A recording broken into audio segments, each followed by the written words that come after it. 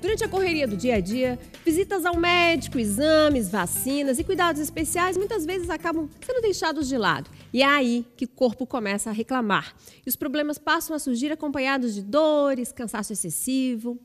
Para explicar para a gente os sintomas e tudo mais dessas doenças, eu vou conversar agora com o cardiologista Juliano Capelletti e também com o Antônio Pereira, que por causa da correria acabou sofrendo um mini AVC. Boa tarde, tudo bem? Boa tarde, mãe.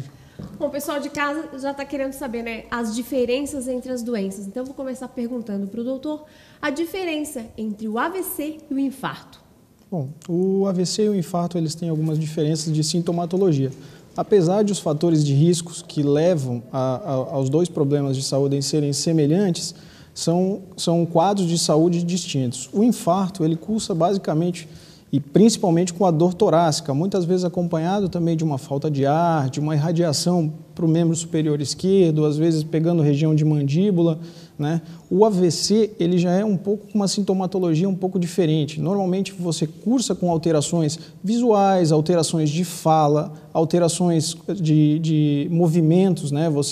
Às vezes você perde a força de um lado do corpo, pode ser braço, pode ser perna, pode ser dificuldade de falar, às vezes uma fala confusa, alterações visuais, tudo isso são as sintomatologias dos quadros. Então, elas são um pouco diferentes na sintomatologia, né? Sintomas um pouco distintos, né? Os fatores de risco que pode influenciar para acontecer uma situação ou outra, uma das duas doenças? Assim, a hipertensão é o fator de risco que basicamente temos nos dois, o diabetes, né? Pacientes que são hipertensos, que são diabéticos, os tabagistas, né? Uma alimentação inadequada, com muita gordura, muito sal, né? São fatores de risco comuns aos dois problemas de saúde. Também uma história familiar, é sempre importante você que tem problema com a família, alguém na sua família que teve um evento, procurar preventivamente um cardiologista, um médico que possa lhe fazer uma avaliação do quadro. Aquelas pessoas, workaholic que a gente costuma dizer, dedicados demais ao trabalho, que estão sempre correndo, né? Como a gente falou ali, como eu falei agora na abertura da entrevista, aquela coisa de deixa, não vou fazer o exame agora, deixa para depois e tal. O estresse do trabalho também pode levar a uma situação assim. Com certeza. A gente vê que hoje a maior causa de mortalidade são problemas cardiovasculares. Isso se inclui tanto o infarto quanto o AVC, né? E o estresse, a gente vê que a sociedade hoje é uma sociedade, como você falou, workaholic, né? Então é muito trabalho, o pessoal estresse, aumenta a pressão, aumentam os fatores de risco e isso com certeza pode levar a tanto o infarto quanto o AVC, né? Não só pelo estresse, mas pelo que o estresse causa, né? Causa um aumento de pressão, causa o estresse, leva a pessoa a fumar mais, leva a pessoa a ter hábitos inadequados de vida, leva a pessoa a fazer menos atividade física, né, que é de suma importância para uma melhora do paciente, para manter uma qualidade de vida adequada. Pacientes que fazem, hoje se sabe por estudos, que pacientes que fazem uma atividade física regular vivem mais do que quem não faz. O senhor Antônio está aqui com a gente também. Teve um mini AVC, como é que foi essa situação? Eu trabalhei 37 anos. Quando me aposentei, eu pensei, agora eu vou descansar. Só que a sequela do trabalho, no dia a dia, que era o estresse pela função que exercia, veio me dar o problema posterior. Um determinado tempo, minha vista começou a coçar e procurei um oftalmo, a princípio, para verificar o que era. Ele falou, procura um cardiologista porque seu problema pode ser outro. Daí procurei o Dr. Juliano e o Dr. Juliano, no exames, constatou que eu estava com placas na carótida.